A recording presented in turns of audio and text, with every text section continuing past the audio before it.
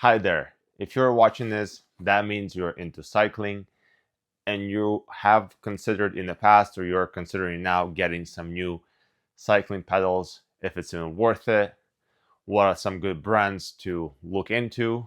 So look no further. I'm gonna do an unboxing of Favero Assioma cycling pedals, but they're not just the cycling pedals, they're also a power meter. If you have been cycling consistently, you know how important it is to be able to measure your power. So lots of people, what they do is they train indoors on a cycling indoor trainer, and that gives them the power measurement. The power measurement is a way to tell where you're at in terms of your cycling fitness, whether you're progressing or not. Think of it as a running economy for runners. Basically, if your power goes up and your heart rate stays the same, that means you're improving. You want to be improving over time if your goal, of course, is to get better at cycling. So with these pedals, that just came out recently, my goal is to track my power. But another crucial thing is workouts that you do on your bike. Generally, I would say 9 times out of 10 require you to know your power output. So that way you can train efficiently and improve over time. So these pedals are not cheap. They are about $1,100 Canadian. They are from Italy. Assioma Pro RS. It's a professional power meter. Let's look into the box. If I can figure out how to open the box.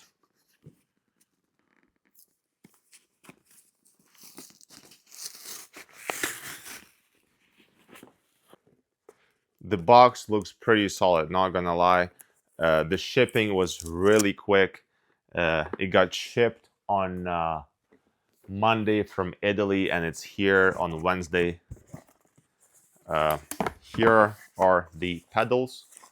They have two options, so one-sided and two-sided. One-sided power meter is going to give you the measurement. I think it's usually on the right side, which is still fairly accurate, but most people, as you might know, they are imbalanced. So one side is typically stronger or more dominant than the other side. So having both sides will help you determine if you need to work specifically more on one side or the other. So they also come with Shimano cleats. That I also have a tip to installing cleats. So if you have cycling shoes, clipless cycling shoes, you're gonna have some sort of cleats that look like this. If you've got your bike fitted, that means the guy who did your bike fitment will also look at your cleats, adjust your cleats. So the way to not mess up the fitment is to use a marker and trace your old cleat. That way, when you're installing the new ones, you can put them exactly at the same spot. That's not gonna mess up your fitment. This is how they look. This is just one of them. The other one is exactly the same. The power meter is on the inside. I imagine when you're pressing on this, it's gonna read the power. Here, as you can see, the charging, little charging thing. You have to charge them. Obviously, this is the, I guess, the charging magnet or whatnot. Has a USB Type-C cable, and pretty sure, yeah, the cable is also here. Let's see, some hardware there as well. Pedals. That's pretty much all that you need to install the pedals. In the next clip, I'm gonna go to my garage, remove the old pedals, and install the new ones. All right, so for those of you who are not familiar with my bike, obviously you're probably not because I never reviewed it on my channel. This is a Cubataine SL, I think SL. That's the name, 2019. Got a Shimano 105 group set. I upgraded the wheels to Rowell C38 carbon fiber wheels. The wheels are essentially the same price almost as I paid for the actual bike. Upgraded seat post, upgraded seat, regular look pedals. They've been great. Then next, that's essentially it. Carbon fork, aluminum frame. Let's get started and remove the old pedals. So to remove the old pedals, you need a tool that kind of looks like this, or a hex wrench that will fit the old pedals. So let's see.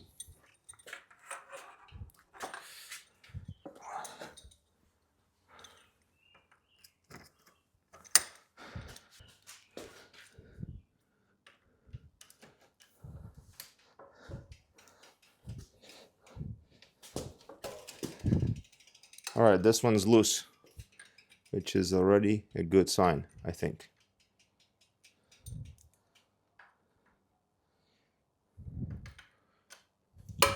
So the problem with my crank arms is that one of them was stripped. I had to do, can't remember what it's called. It's basically a thread that goes into your crank arm to fix it. So I'm really hoping that whatever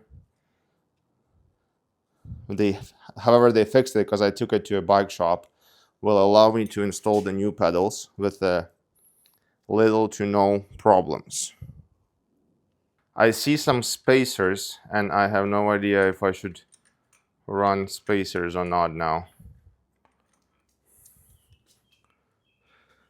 Well, it's only one spacer, I guess. Looks all right. The threads and everything. I'll compare this to my new pedals. So this is the left pedal.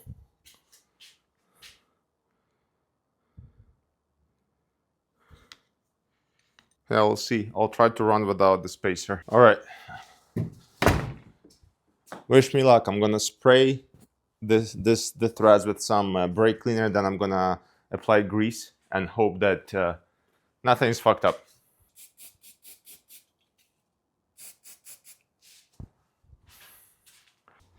All right, this is just some regular lithium grease. I hope there's some here. This is the grease. I'm gonna put some on the inside. That's probably too much. All right, and this is the left pedal.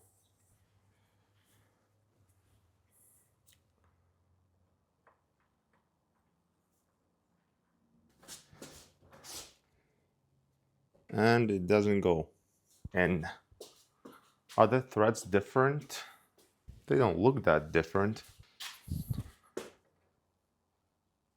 Oh, that's because you tighten them the other way around. Counterclockwise if your bike is upside down. It pokes out a little bit too much, so I think I'll use the spracer. Well, at least I know it goes in. So if you're going clockwise right now, it's to unscrew it. I'm gonna throw this spacer on. So the removal tool is different from the installation tool. All right, that looks much better. And this is the installation tool. Goes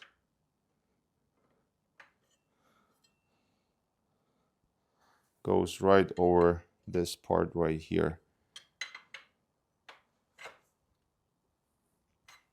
You want this to be tight, but you don't want it to be overly tight, because ultimately they're gonna tighten up when you're pedaling.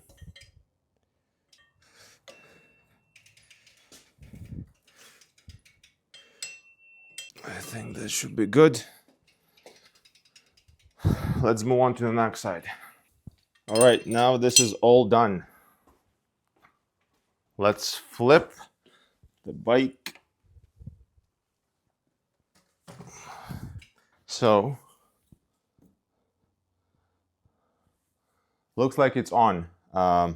I'm gonna charge them, connect them to my power meter, see how it looks like, go out for a ride, and then I'll update you after the ride. Another thing, I'm gonna go and show you right now how I'm gonna change my cleats. I'm gonna show you how to change your old cleats. If you wanna have the same fitment, you have to use a marker, not a black marker, different color marker. Okay, so you use a black marker or a gray marker if your shoe is black. You go around your old cleats. That way you don't mess up your fitment. You can use tools like this. This one's from Park's tool or Park tool.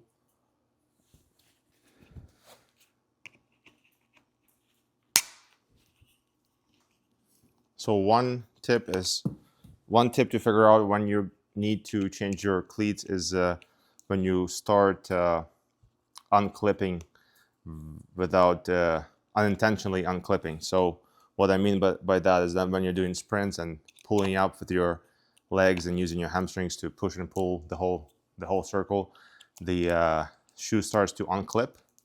That can be quite dangerous and cause accidents. That has happened to me in the past, but I never fell down. I was able to recover from that. So yeah, that's when you know you should get new cleats. New cleats are usually not that expensive, maybe like $30, and you have to get the ones that work with your pedals.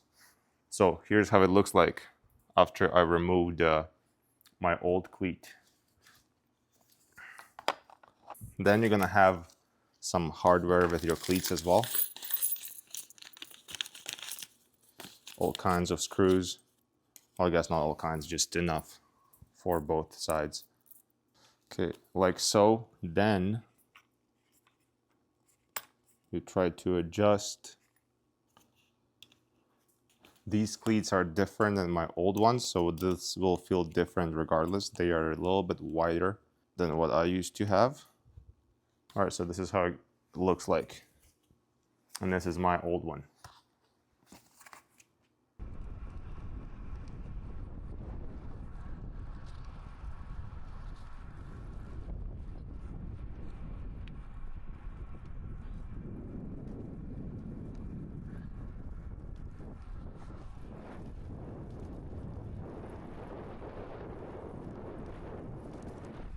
All right, so just came back from my bike ride. As you can see, have my action camera helmet, or no, action camera harness on. I'm currently using Osmo Action 5 Pro, and a mic. I'm mic'd up to the camera. Just wanted to talk a bit more about the pedals I bought, give you a bit of a review on them. Here I'm gonna show you, let's see if I can find it. So the cool thing about the pedals is that you can connect them to the app, and that will show you all the stats from your rides, if you use your left leg or right leg more, and by how much. Today was a, let's see, oh, I think it's only live stuff that it shows you, but if you go to Wahoo, depends on what kind of bike computer you have. I have Wahoo, so if you go to their app, you can get that info here. So here, let me see.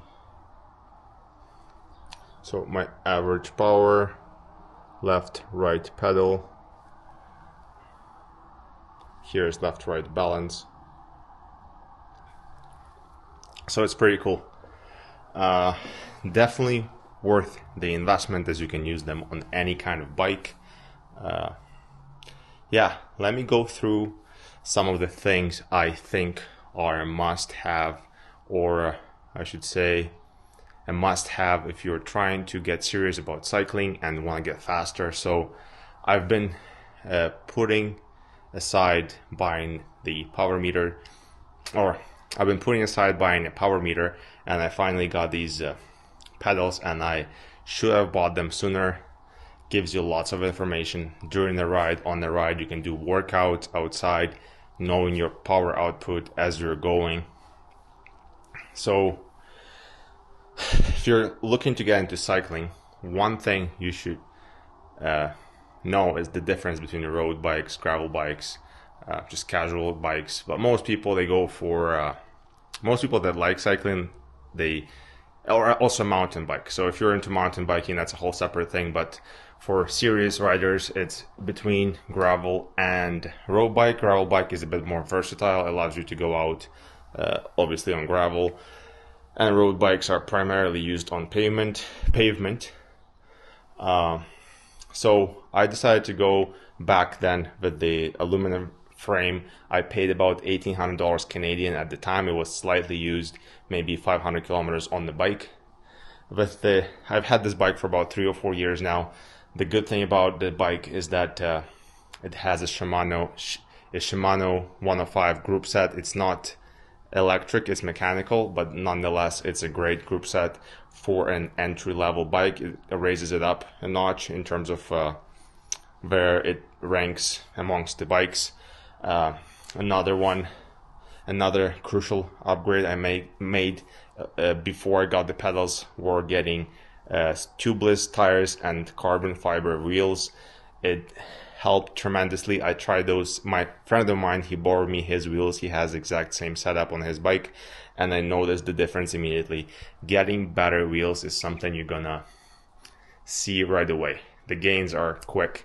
So having good wheels, having a power meter, proper seat, that way you don't get saddle sores or minimize your saddle sores.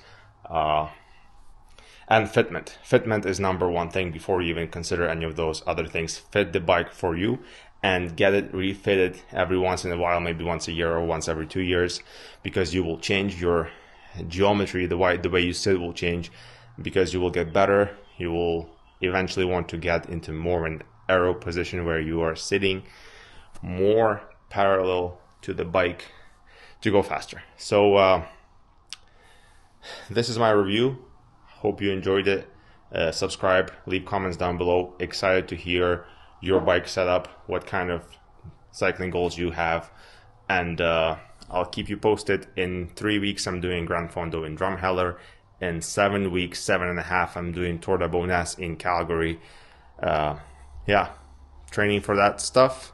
If you want to see more stuff on my channel, like nutrition, cycling, fitness stuff, subscribe, leave a comment. I appreciate you watching. Thank you. This was Oleg signing out.